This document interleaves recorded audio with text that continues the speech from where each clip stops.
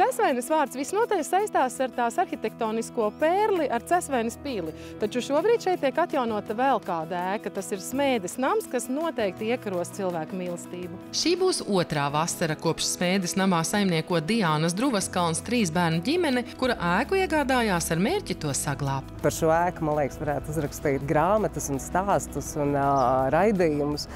Jo es saliku uz lapiņas tā, lai pašai būtu skaidrs, ka viņai ir vismaz 11 statusi. Pils Smēde, kokapstrādes darbnīca, pagastmāja, kantorēka, dispečērpunkts, laboratorija Cesvēnes piensaimniekam.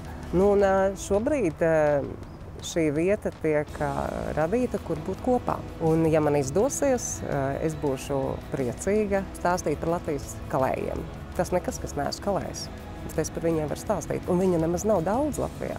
Šobrīd gan Diāna vēl meklējot veidu, kā stāstīt, kā īsti šo misiju veikt. Tikmēr atjaunots tiek pats nams un uzņemti jau pirmie viesi.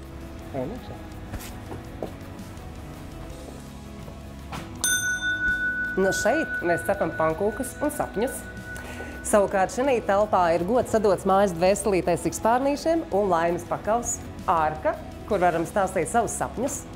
Šī ir goda istaba puišiem, viesiem, kungiem, puišu istaba atbilstoši. Un bērnu istaba, kur viņai pavadīt laiku, lai vecāki varētu brīvi atpūsties.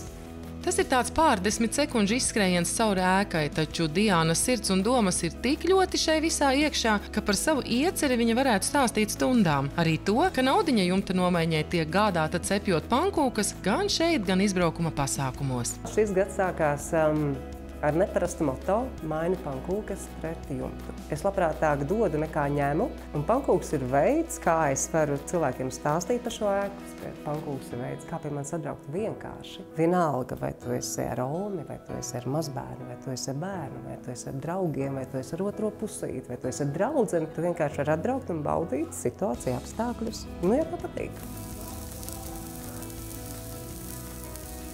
Patiesībā es jau tikai tāds iesācējs zaļknābs esmu tādā visā pasākumā. Bet cept Smēķeres silā sportistiem ārā, kad ir apkārt sniegs un gāžu lietus, jēziņ.